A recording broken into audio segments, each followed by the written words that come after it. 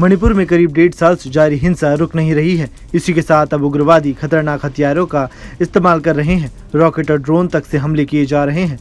कई media reports में इन हथियारों के बारे में जानकारी दी गई है। मणिपुर पुलिस ने भी 1 जून 2023 से 12 सितंबर 2024 तक जब्त हथियारों का एनालिसिस किया है। मीडिया रिपोर्ट्स में पता चला है कि कुकी विद्रोही भारतीय हथियारों के अलावा चीन, अमेरिका, इंग्लैंड और म्यांमार में बने हथियारों का इस्तेमाल कर रहे हैं।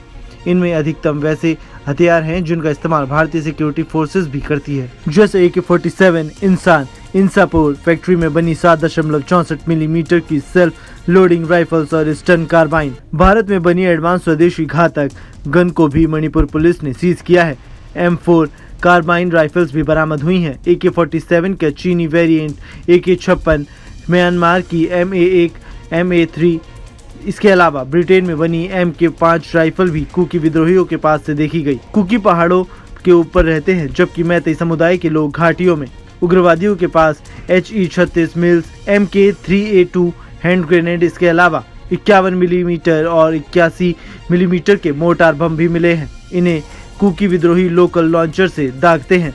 ये लॉन्चर स्टील की पाइप से बनाए जाते हैं, जिन्हें पंपी कहते हैं। 51 mm वाला मोर्टार 1 किलोमीटर और दूसरा वाला 5 किलोमीटर तक टारगेट कर सकता है। मामला यही नहीं खत्म होता, टैंक उड़ाने लायक हाई एंटी टैंक हथियार भी उग्रवादियों के पास है।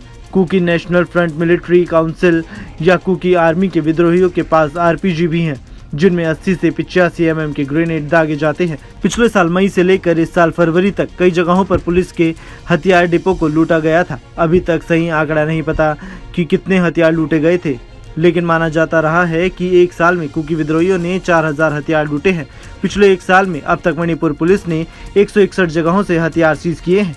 1 जनवरी से 10 सितंबर 2024 तक सबसे ज्यादा हथियार रिकवरी के 33 मामले कांगपोटी से हैं। पूर्वी इम्फाल में 1 सितंबर को ड्रोन से बम गिराने की घटना के बाद पुलिस ने एंटी ड्रोन सिस्टम भी तैनात कर दिया है। अब विदेशी हथियारों के इस्तेमाल से मणिपुर के उग्रवादी बेहद ताकतवर बन गए हैं। उन्हें रोकने के लिए सरकार लगातार कोशिशें कर रही है। मणिपुर के हालात कब तक काबू में आते हैं, ये देखने वाली बात होगी। Bureau report, news nation.